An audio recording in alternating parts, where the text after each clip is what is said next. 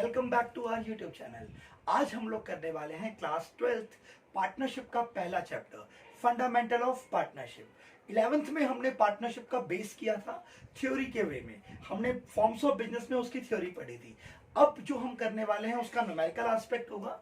Partnership में numerical कैसे करते हैं, अकाउंटिंग ट्रीटमेंट को कैसे रिकॉर्ड किया जाता है, कैसे उनका प्रॉफिट एंड लॉस निकाला जाता है, हम ये सब इस चैप्टर में सीखेंगे। चलिए तो फिर स्टार्ट करते हैं। सबसे पहले पार्टनरशिप का मतलब समझते हैं, मीनिंग क्या है पार्टनरशिप का। देखो, पार्टनर का जब वर्ड दिमाग में आता है तो सिंपल सा एक माइंड में क्लिक होता है कि मिलकर जब हम कोई काम करते हैं तो वो पार्टनर है हमारा।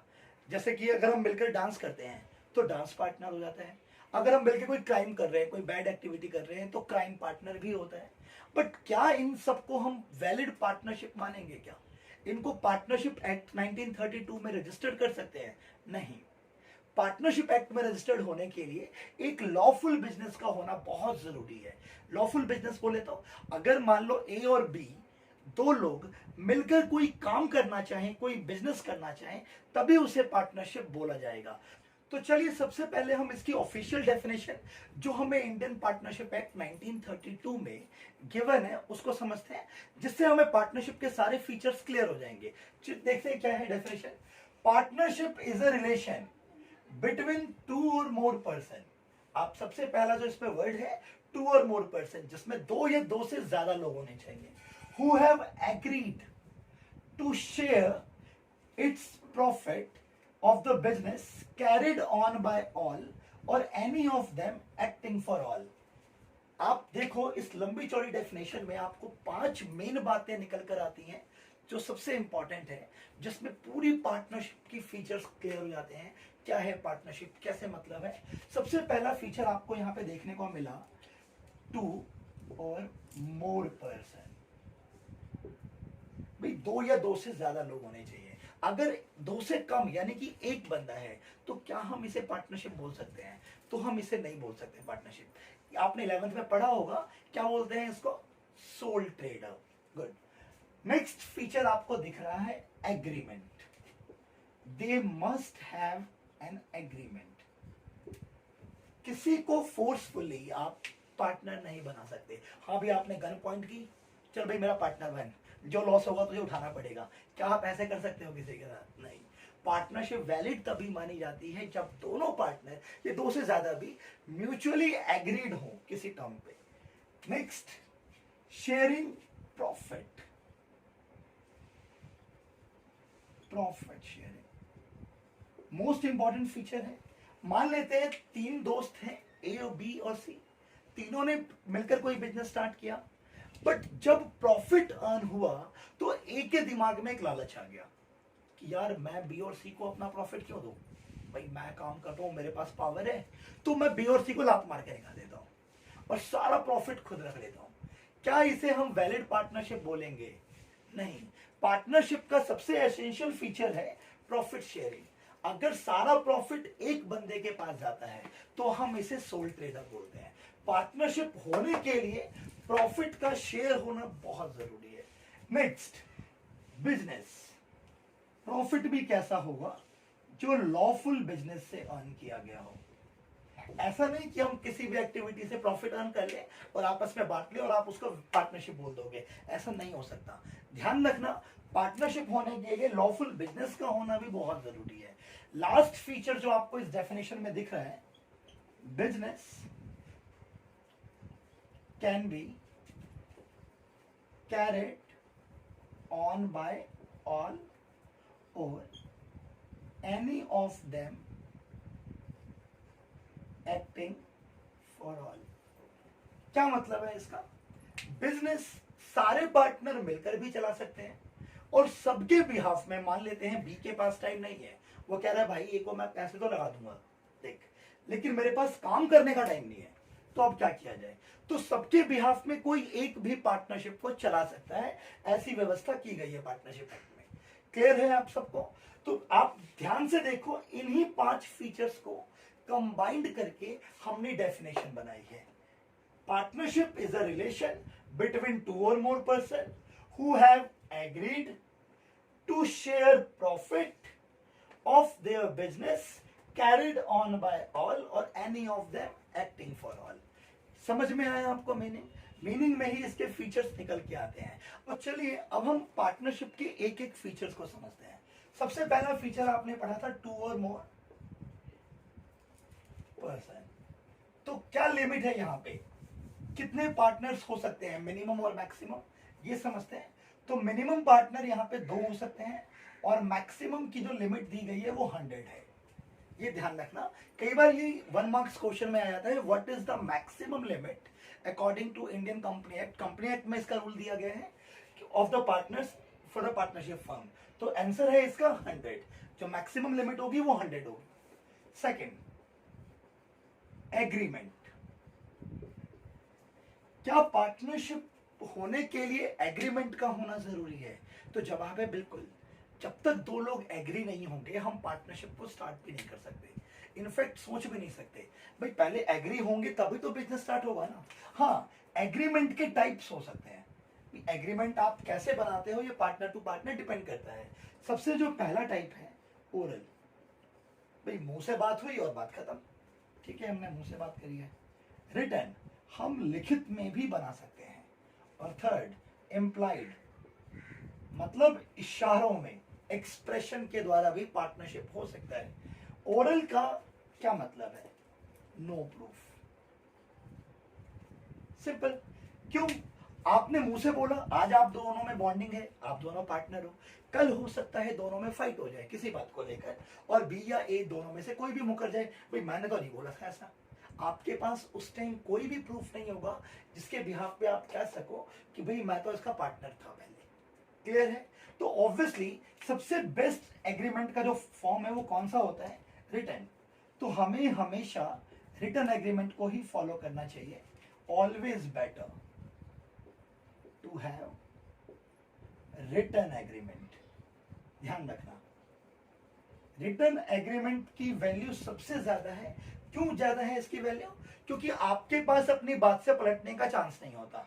एक बार आपने जो भी एग्रीमेंट में लिख दिए टर्म्स एंड कंडीशंस कि प्रॉफिट ऐसे बटेगा, इतना इंटरेस्ट मिलेगा या जो भी, तो आप उससे बैकआउट नहीं कर सकते। तो इससे फायदा क्या होता है? To avoid future disputes. अगर आप अपनी बात से पलटोगे नहीं तो लड़ाई के चांसेस ही क्या हो जाएंगे? खत्म, क्योंकि आपने सारी डिटेल इसके अंदर लिख दी। क्लियर है? एग्रीमेंट कितने टाइप्स के होंगे? 3, ओरल, रिटन और इम्प्लाइड। ओरल मतलब मुंह से बोला हुआ, आसान दिखता है, मुंह से बोला हमने, बट इसका कोई प्रूफ नहीं होता। इसलिए आपको बेटर कौन सा है? रिटन।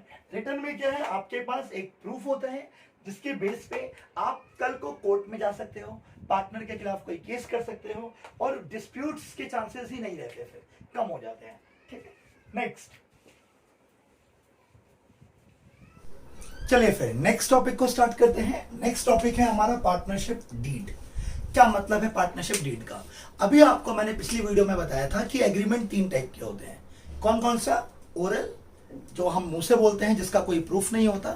सेकंड, रिटन, जिसमें हम लिखित में हर चीज डिटेल लिखवा लेते हैं। और तीसरा, इम्प्लाइड, यानी कि थ्रू एक्सप्रेशन। तो रिटन एग्रीमेंट जिसका एक प्रूफ होता है, written agreement of partnership is called partnership deed. ध्यान रखना, ओरल और इम्प्लाइड की कोई वैल्यू नहीं होती क्योंकि आप उसमें अपनी बातों से पलट सकते हो, बट जो रिटन एग्रीमेंट होगा उसी को हम पार्टनरशिप डीड बोलेंगे। आगे क्या लिखा है? which contains all the detail of partnership firm, जिसके अंदर हर छोटी से छोटी और बड़ी से बड़ी सारी डिटेल लिखी होती हैं। जैसे कि फॉर्म के बारे में सब कुछ लिखा होगा, फॉर्म का नाम क्या है, एड्रेस क्या है, फॉर्म का ऑब्जेक्टिव क्या है, प्राइमरी फंक्शन क्या है। पार्टनर्स के बारे में डिटेल लिखी होगी, कौन कौन फॉर्म के पार्टनर हैं, पार्टनर्स का नाम, एड्रेस, सब कुछ। कैपिटल कंट्रीब्यूशन, कौन कितने पैसे लगा रहा है। प्रॉफिट शेयरिंग रेशियो, अगर कल को प्रॉफिट होता है तो वो किस रेशियो में बटेगा। नेक्स्ट है हमारा सैलरी और कमीशन, अगर हम पार्टनर्स को कोई सैलरी और कमीशन देते हैं तो कितना देंगे। Interest on capital and so on, बहुत सारे हैं तो हम सारा नहीं लिख सकते। आपको 4-5 मैंने मेन चीजें लिखवाई हैं, तो ये सारी चीजें आपको ध्यान रखनी है। कहां लिखी होती है? डीड के अंदर। पार्टनरशिप डीड बहुत इंपॉर्टेंट होता है किसी भी फर्म के लिए, क्योंकि इसके बिना पार्टनरशिप को फंक्शन कर पाना थोड़ा डिफिकल्ट हो जाता है। डिफिकल्ट इन द सेंस कि पार्टनर्स में बार बार डिस्प्यूट के चांसेस बढ़ जाते हैं। ठीक है, चलिए नेक्स्ट टॉपिक को करते हैं हम लोग। तो जैसा कि मैंने आपको बताया, दो तरह की सिचुएशन हो सकती है किसी भी फॉर्म में। सबसे पहली सिचुएशन, या तो डीड गिवन होगी उनके बीच, या डीड साइलेंट होगी। साइलेंट का मतलब पार्टनरशिप जो पार्टनर्स थे वो डीड नहीं बना पाए, बनाना भूल गए, ये जो भी है, डीड उनके बीच में नहीं थी। तो जब भी पार्टनरशिप डीड नहीं होती, आप ध्यान रखना, इसमें पार्टनरशिप एक्ट 1932 का रूल अप्लाई होगा। आपको मैंने बताया दो सिचुएशन हो सकती है मैक्सिमम, या तो डीड होंगी या डीड नहीं होगी। तो हम कैसे ट्रीट करेंगे अब हम वो सीख रहे हैं। सबसे पहला, सैलरी टू पार्टनर। अगर डीड में गिवन है सैलरी मिलनी चाहिए, फिर तो हम देंगे, अलाउड, बिल्कुल देंगे, क्योंकि डीड में बोला है। अगर डीड में ऐसी कोई बात नहीं है तो हमें सैलरी देने की जरूरत नहीं है पार्टनर को, ये ध्यान रखिएगा। Second, commission to partner. Same rule है। अगर डीड में बोला है, प्री जस्टिफाइड था कि भाई पार्टनर को कमीशन मिलना चाहिए सेल पर या प्रॉफिट पर, तो ऑब्वियसली हम उसको देंगे। अगर डीड में ऐसा कुछ नहीं लिखा तो हमें देने की जरूरत नहीं है। नेक्स्ट, प्रॉफिट और लॉस। अगर डीड में गिवन है तो हम इसे कैसे बांटेंगे, एग्रीड रेशियो में, जो भी बात होगी। और अगर डीड साइलेंट है तो कैसे बांटना है, equally. Fourth, interest on capital. अगर डीड में बोला है तो अगेन मिलेगा, अगर डीड में नहीं बोला तो नहीं मिलेगा। इंटरेस्ट ऑन ड्रॉइंग, अगर डीड में मेंशन है तो चार्ज करेंगे, ये चीजें दी जाती हैं, और इंटरेस्ट ऑन ड्रॉइंग पार्टनर से लिया जाता है, इसलिए यहां पे चार्ज लिखा है। और अगर डीड में मेंशन नहीं है तो ये भी करने की जरूरत नहीं। ये 5 आपके सबसे बेसिक रूल हैं, आपको ये समझना है। दो सिचुएशन होती है किसी भी फर्म में, या तो पार्टनर्स के बीच में एग्रीमेंट था, डीड थी, तो हमें डीड के अकॉर्डिंग काम करना है। जैसे जैसे डीड में बोलेंगे, जो भी इंस्ट्रक्शंस होंगी उनको फॉलो करना है। अगर डीड में नहीं मेंशन तो ना सैलरी देने की जरूरत है, ना कमीशन देने की जरूरत है, ना इंटरेस्ट ऑन कैपिटल देने की जरूरत है, ना इंटरेस्ट ऑन ड्रॉइंग लेंगे। और जो भी प्रॉफिट होगा, जो भी जितना भी, उसको हम कैसे बांट लेंगे, इक्वली। क्लियर है यहां तक सबको? दो सिचुएशन समझ में आ गई। इससे बाहर कोई सिचुएशन नहीं आती एग्जाम में, तो आप ध्यान रखेंगे। एक और आइटम आता है यहां पे, इंटरेस्ट ऑन लोन। ये इन पांचों से अलग है। पहले तो आप ये समझिए, ये जो 5 चीजें हैं ये एप्रोप्रिएशन होती है, और ये जो 6th आइटम है ये चार्ज अगेंस्ट प्रॉफिट है। अब इन दोनों में क्या डिफरेंस है ये मैं आपको अभी आगे बताने वाला हूं। इंटरेस्ट ऑन लोन में क्या होगा, अगर डीड गिवन है एग्रीड परसेंटेज, अगर डीड साइलेंट है तो 6% पर एनम। आपने चेंज देखा होगा यहां पे, ध्यान से देखो बच्चों। जब इनकी बात हुई थी salary, commission, interest on drawing, interest on capital, तो आपने देखा कि अगर डीड साइलेंट है तो देने की जरूरत नहीं है। फिर इंटरेस्ट ऑन लोन ये अलग कैसे है, ये सबसे अलग है। आप देखो डीड साइलेंट है तब भी हमें पे करना पड़ रहा है, आखिर क्यों? तो आपको यहां पे रीजन बताया है।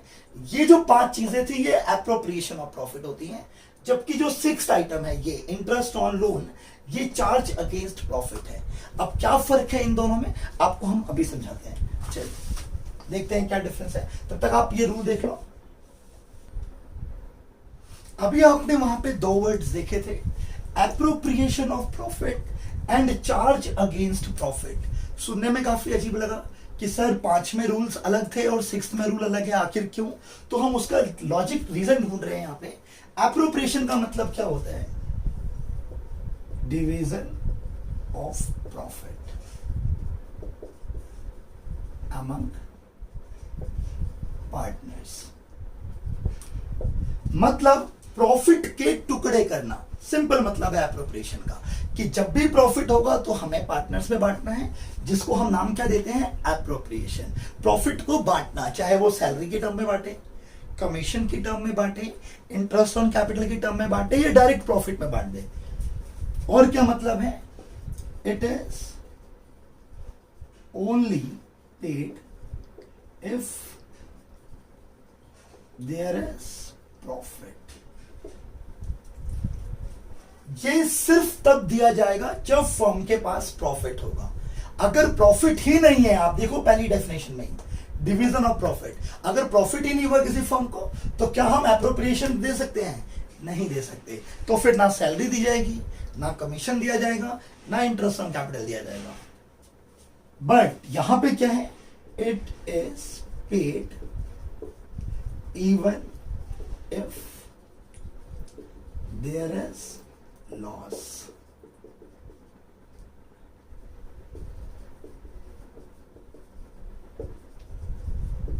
चार्ज का मतलब अब देखो यहां पे क्या है, it is an expense of the firm.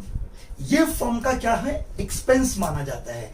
आप लोगों को एक्सपेंस का मतलब तो क्लियर ही है कि जब हम रेवेन्यू में से एक्सपेंस को माइनस करते हैं तो हमारा प्रॉफिट आता है। तो आपने जब यहां पे एग्जांपल देखा था इंटरेस्ट ऑन लोन, ये हम प्रॉफिट में से नहीं दे रहे, आप समझो ये एक्सपेंस की तरह दे रहे हैं, क्योंकि लोन हम एज अ थर्ड पार्टी पे करते हैं। अगर किसी पार्टनर ने फर्म को लोन दिया है तो या तो वो एज एन ऑनर देगा तो उसे कैपिटल बोलेंगे, या वो एज अ थर्ड पार्टी देगा। जब भी partner as a third party firm को कुछ पैसा देता है तो हम उसे लोन बोलते हैं, जिस लोन पे हमें इंटरेस्ट पे करना होता है। अब चाहे प्रॉफिट हो या लॉस हो जाए, क्या हम अपने लोन पर इंटरेस्ट नहीं देंगे? क्या बैंक हमें माफ करता है इस सिचुएशन में? आप सोचिए और बताइए। मैंने बैंक से लोन लिया सपोज, और फिर मुझे लॉस हो गया, क्या बैंक मेरा इंटरेस्ट माफ कर देगा? नहीं। तो पार्टनर भी अपने लोन पर इंटरेस्ट माफ नहीं करेगा, क्योंकि ये एज अ थर्ड पार्टी उसने दिया है। इसलिए हम इसे किस कैटेगरी में डालते हैं, चार्ज अगेंस्ट प्रॉफिट। क्लियर हो रही है बात? इसका एक और एग्जांपल है बच्चे, ध्यान रखना।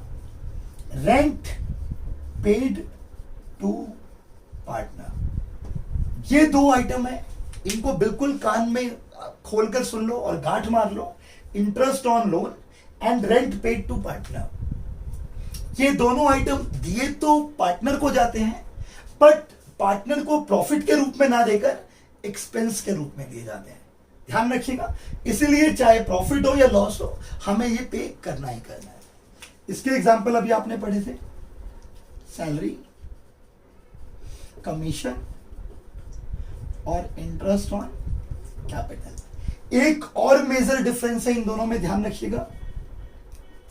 It is debited in profit and loss appropriation account, और ये कहा जाएगा, it is debited in class 11th, याद करिए अपना प्रॉफिट एंड लॉस अकाउंट बनाया था हम लोगों ने। यस सर, बनाया था। तो हमने क्या किया था, P&L में डेबिट में सारे खर्चे लिखे थे और क्रेडिट में सारी इनकम। तो चूंकि ये फर्म का एक्सपेंस है, आप समझो ये हमने एज अ पार्टनर दिया ही नहीं, तो ये प्रॉफिट का पार्ट तो नहीं हो सकता। तो चूंकि ये एक्सपेंस है, इसलिए ये एप्रोप्रिएशन में ना जाकर कहा जाएगा, प्रॉफिट एंड लॉस अकाउंट में। क्लियर है यहां तक? इन दोनों में डिफरेंस समझ में आ गया होगा आप लोगों को। तो चलिए फिर आज के वीडियो में इतना ही। वीडियो ज्यादा लंबी ना हो जाए, क्योंकि लंबी होने के बाद थोड़ा बोरिंग होना शुरू हो जाता है। आज के टॉपिक्स को जरूर याद रखें। आज हम लोगों ने पार्टनरशिप का मीनिंग, उनके फीचर्स, पार्टनरशिप एग्रीमेंट के टाइप्स, पार्टनरशिप डीड क्या होती है, उसमें क्या क्या इन्वॉल्व होता है, डीड होने और ना होने में क्या फर्क है, उनके रूल्स को भी समझा, और हमने ये भी समझा कि एप्रोप्रिएशन और चार्ज में क्या डिफरेंस है। ये क्लास आपको बहुत अच्छे से समझ में आनी चाहिए, तभी आप इसके न्यूमेरिकल एस्पेक्ट को कर सकते हो।